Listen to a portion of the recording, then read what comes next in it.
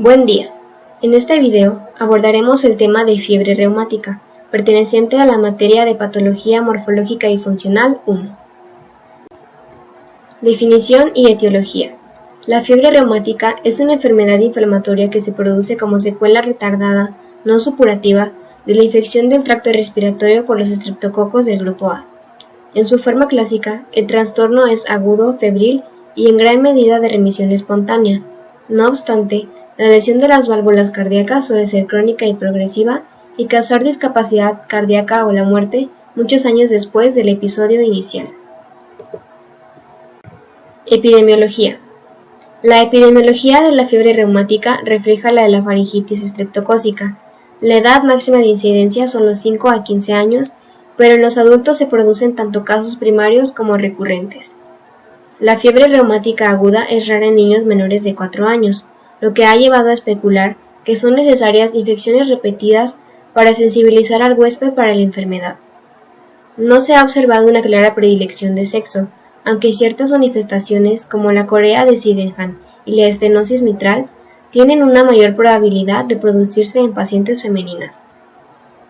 La magnitud del aumento del título de antiestreptolicina O, la persistencia del organismo infeccioso en la faringe y una faringitis exudativa clínicamente intensa se asocian con mayor riesgo de fiebre reumática. No obstante, una tercera parte o más de los casos se producen después de infecciones estreptocócicas leves o asintomáticas. Los pacientes con antecedentes de fiebre reumática aguda son susceptibles a ataques recurrentes después de una infección inmunológicamente significativa. El riesgo de recurrencia es mayor en los pacientes con cardiopatía reumática preexistente y en los que padecen de infecciones sintomáticas de la garganta. El riesgo disminuye con la edad y con el aumento del intervalo desde el ataque reumático más reciente. Se produce en todo el mundo sin predisposición racial. En los climas templados tiene su máximo en los meses más fríos del año, en particular durante el invierno y comienzo de la primavera. Parece ser que el factor ambiental que favorece la presentación es el hacinamiento, como en cuarteles o instituciones similares cerradas y grandes grupos familiares. El hacinamiento favorece la diseminación interpersonal de los estreptococos y quizás aumente la virulencia estreptocócica por el frecuente intercambio entre humanos. Es más frecuente en áreas en desarrollo como Oriente Medio, el subcontinente indio y muchas naciones de África. Biopatología. Sigue sin conocerse el mecanismo por el cual los estreptococos del grupo A causan la respuesta inflamatoria del tejido conjuntivo que constituye la fiebre reumática. Se han postulado varias teorías como los efectos tóxicos de los productos estreptocócicos, estreptolicina O y S, la inflamación mediada por los complejos de antígenos y anticuerpos o superantígenos estreptocócicos y fenómenos autoinmunes inducidos por la similitud de ciertos antígenos estreptocócicos y tisulares humanos o mimetismo molecular. En la actualidad, se apoya la teoría de que el daño tisular en la fiebre reumática está mediado por las respuestas inmunológicas del huésped a la infección estreptocócica previa. Hay numerosos ejemplos de similitud antigénica entre los constituyentes somáticos de los estreptococos del grupo A y los tejidos humanos como el corazón, membrana sinovial y neuronas de los ganglios basales del cerebro. Consideradas en conjunto, estas reacciones inmunológicas cruzadas podrían dar cuenta de la mayoría de las manifestaciones de la fiebre reumática aguda. Los pacientes tienen como promedio títulos de anticuerpos frente a los antígenos estreptocócicos extracelular y somático más elevados que los pacientes con infecciones estreptocócicas no complicadas. También muestran una reactividad celular exagerada frente a los antígenos de la membrana celular estreptocócica. Durante la carditis reumática activa, el número de linfocitos CD4 colaboradores y el cociente de células CD4-CD8 están aumentados en las válvulas cardíacas y la sangre periférica. Patogenia molecular. Se requiere la infección previa por el estreptococo del grupo A para el desarrollo de los anticuerpos de reactividad cruzada, los cuales reconocen la proteína M y el carbohidrato grupo A, específicamente su epítopo inmunodominante, que es la N-acetilglucosamina, de la pared del estreptococo, y en el huésped reconocen como principal autoantígeno a la miosina en el corazón. Se cree que los anticuerpos son necesarios para marcar como blanco a la válvula para infiltración y ataque por células T. Hay evidencia de infiltración en el endotelio valvular en la carditis de la fiebre reumática. Se produce un aumento en la expresión en la molécula de adhesión celular vascular 1 o BCAM1 que promueve la adhesión de células T e infiltración de la válvula cardíaca. La válvula se infiltra por células T específicas para proteína M, las cuales producen principalmente interferón gamma y resulta en la cicatrización del tejido valvular. La cicatrización conduce a deformidad y mal funcionamiento de la válvula y con esto a la neovascularización del tejido cicatrizal, la cual, encima de la reinfección con estreptococo del grupo A, promoverá más el desarrollo de la enfermedad en la válvula debido a infiltración celular a través de los vasos sanguíneos en el tejido neovascularizado de la válvula, así como en la superficie endotelial de esta. Finalmente, una vez que la enfermedad se ha hecho crónica en la válvula, otras proteínas como laminina, vimentina, colágeno y otras pueden ser presentadas al sistema inmune y la expansión del epítopo puede ocurrir. Las respuestas inmunes continuarán a promover respuestas granulomatosa de Th1 en la válvula con cicatrización adicional. Clínico. La fiebre reumática se caracteriza por un cuadro febril insidioso. Esta comienza con síntomas inespecíficos como malestar general, astenia, adinamia, mialgias, artralgias y fiebre no muy alta que no suele superar los 38.5 grados centígrados. Posteriormente, pueden aparecer síntomas específicos de la enfermedad. En un 75% de los pacientes vamos a encontrar poliartritis migratoria, que afecta principalmente las articulaciones grandes como rodillas, codos, muñecas y tobillos. Esta suele ser asimétrica y se caracteriza por dolor, enrojecimiento, calor y movimiento limitado. En un 65% de los pacientes vamos a encontrar una carditis, la cual tiene una aparición temprana y se caracteriza por una pancarditis que puede estar acompañada de valvulitis. Estos daños pueden manifestarse como murmuros diastólicos o soplos sistólicos. En un 20% de los pacientes va a haber una afectación del sistema central que se manifiesta como una corea de Sydenham, la cual se caracteriza por movimientos involuntarios y rápidos de la cara y extremidades superiores, y aparece 2 a 4 meses después de la infección estreptocócica. En un 10% de los pacientes encontraremos nódulos subcutáneos, los cuales son firmes, indoloros y miden alrededor de 2 centímetros, y se presentan con mayor incidencia en muñecas, codos, rodillas y tendón de Aquiles. Finalmente, en un 5% de los pacientes vamos a encontrar un eritema marginado, que es una erupción evanescente con centro pálido, no pruriginoso y no doloroso. Pronóstico. El pronóstico de la fiebre reumática suele ser favorable, ya que es una enfermedad autolimitada que tiene una duración aproximada de 8 semanas. Tiene tan solo una mortalidad de un 1% y se asocia en la mayor parte de los casos con una carditis grave. La recurrencia de esta enfermedad suele ser elevada si no se lleva un tratamiento adecuado y puede aparecer hasta 3 a 5 años después de la aparición inicial. Complicaciones. Un 30% de los pacientes que presentan fiebre reumática va a presentar daño valvular permanente, el cual el más frecuente es la doble lesión mitral, seguido por la estenosis mitral, la insuficiencia mitral y en menor medida la doble lesión aórtica y la estenosis tricuspidia. Asimismo, se puede presentar una falla cardíaca congestiva o una recidiva aguda de la fiebre reumática. Anatomía patológica. Generalidades. La fiebre reumática se caracteriza por lesiones inflamatorias de tipo difuso, propias del mesenquio. Estas son de un carácter tanto exudativo como proliferativo y tienen preferencia a tejidos conectivos, tales como el corazón, las articulaciones y los tejidos subcutáneos. Las lesiones iniciales consisten en edema de la sustancia fundamental, la fragmentación de las fibras de colágeno con su subsiguiente degeneración fibrinoide y una infiltración celular. Posteriormente, avanza a una fase granulomatosa. Esta tiene por característica la presencia de nódulos distribuidos alrededor de los vasos. En el corazón, se puede observar degeneración difusa y necrosis de las células musculares. Asimismo, se desarrollan lesiones inflamatorias perivasculares focales, llamados nódulos de Askov, patognomónicos de la enfermedad. En las imágenes quedan resaltados por las flechas azules.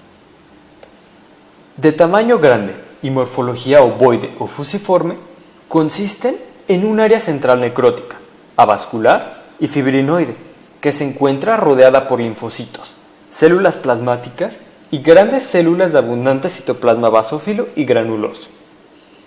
Envuelto por células de Langhans, tienen un núcleo circular e hipercromático, lo que le da aspecto de ojos de búho. De la misma manera, y señalados por las flechas negras, tenemos la presencia de células de Anichko. Estos son macrófagos activados con núcleos prominentes.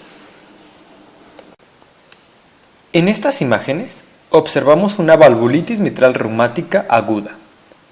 En ella es fácil distinguir las vegetaciones pequeñas, o verrugas, a lo largo de la línea del cierre del velo de la válvula mitral, también referido como placa de McCallum.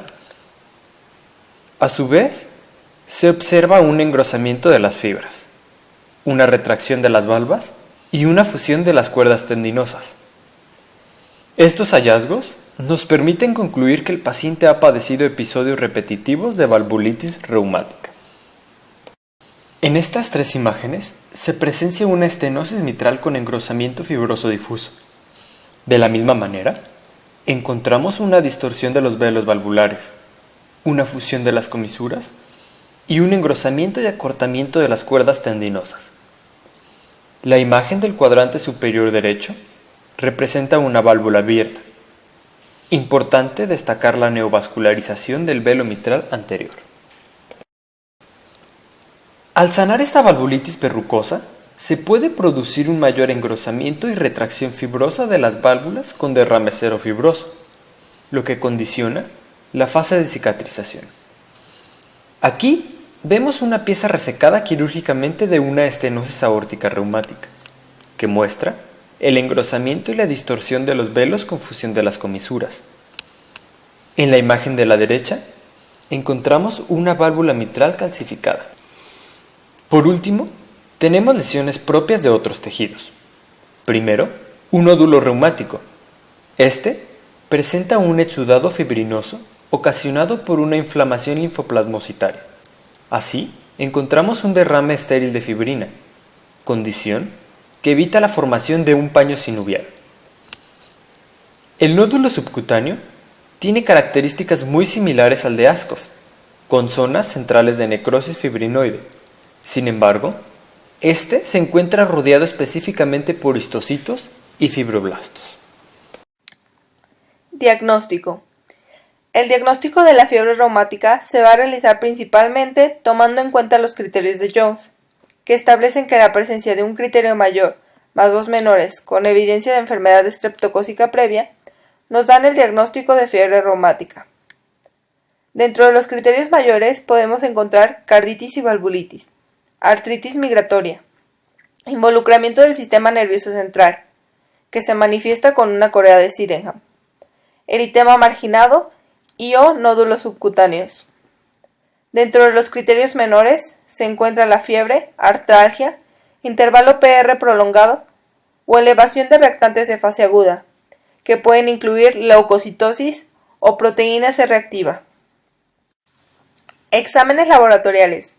Dentro de los exámenes laboratoriales que nos van a ayudar a realizar el diagnóstico de fiebre reumática, encontramos el cultivo faríngeo, el cual va a resultar positivo para estreptococo.